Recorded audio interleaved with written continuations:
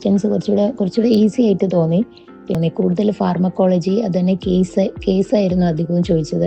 അപ്പം അതിലെ lab value ഒക്കെ വെച്ചിട്ട് നമുക്ക് കണക്ട് ചെയ്ത് പിന്നെ ആൻസർ ചെയ്യാൻ പറ്റുന്ന രീതിയിലുള്ള ക്വസ്റ്റ്യൻസ് ആയിരുന്നു അധികവും വന്നത്. പിന്നെ നോൺ ഫാർമക്കോളജി തന്നെ അധികം അങ്ങനെ ഒരു ഭയങ്കര ടഫായിട്ടുള്ള കുറേയൊന്നും അധികം കണ്ടിട്ടില്ല. പിന്നെ കൂടുതൽ നമ്മൾ നോർമലി കാണുന്ന തൈറോയ്ഡ്, പിന്നെ AF, അമ്യൂഡാറൗണ്ട് അങ്ങനത്തത്, പിന്നെ അങ്ങനെയൊക്കെ. കെമിസ്ട്രി ആണെങ്കിലും കെമിസ്ട്രി പിന്നെ ഓവറായിട്ട് കുറേ സ്ട്രക്ചേഴ്സ് അങ്ങനെയല്ല ചോദിച്ചത്. പിന്നെ സ്ട്രക്ചർ തന്നിട്ട് മെക്കാനിസം ഓഫ് ആക്ഷൻ ആ ഒരു രീതിയിലാണ് ചോദിച്ചത്. അപ്പം സ്ട്രക്ചർ വെച്ചിട്ട് കണക്ട് ചെയ്ത് ചെയ്യാൻ പറ്റുന്ന രീതിയിലുള്ള തന്നെ ആയിരുന്നു. പിന്നെ അതുപോലെ കാൽക്കുലേഷൻ ഒരു 10 കാൽക്കുലേഷൻ ആയിരുന്നു ഉള്ളത്. ഒരു കുറേയൊക്കെ നമുക്ക് ഡയറക്റ്റ് അപ്ലൈ ചെയ്യാൻ പറ്റുമായിരുന്നു. കുറച്ചുണ്ടായിരുന്നു, കുറച്ച് ടഫായിട്ടുള്ളതുണ്ട്.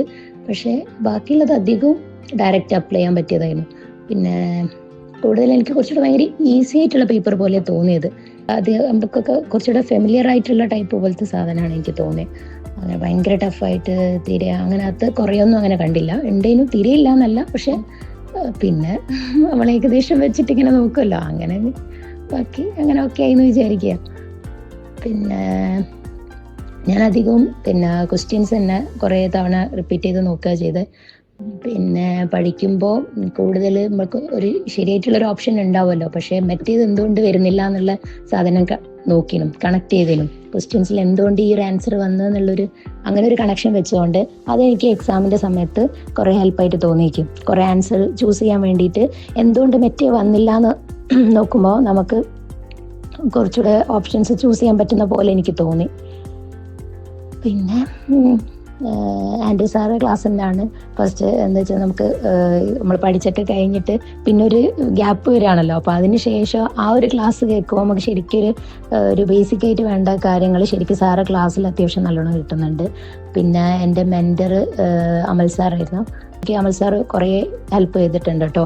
അതിനുശേഷം എക്സാം കഴിഞ്ഞപ്പോഴൊക്കെ എനിക്ക് ഞാൻ വിളിച്ചപ്പോഴൊക്കെ സാറ് നല്ല രീതിയിൽ തന്നെ റെസ്പോണ്ട് ചെയ്തത്.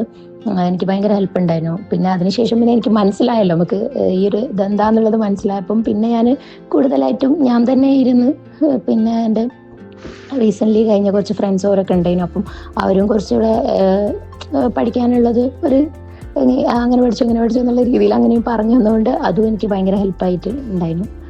അങ്ങനെ ബാക്കി ദൈവത്തിൻ്റെ ഇതെന്ന് പറയുമല്ലോ, അപ്പോൾ ആ ഒരു ഇതും കൂടി ആയതുകൊണ്ടാണ് ഇങ്ങനെ ഒരു പെർസെൻറ്റേജ് കിട്ടിയെന്നാണ് എനിക്ക് തോന്നുന്നത്.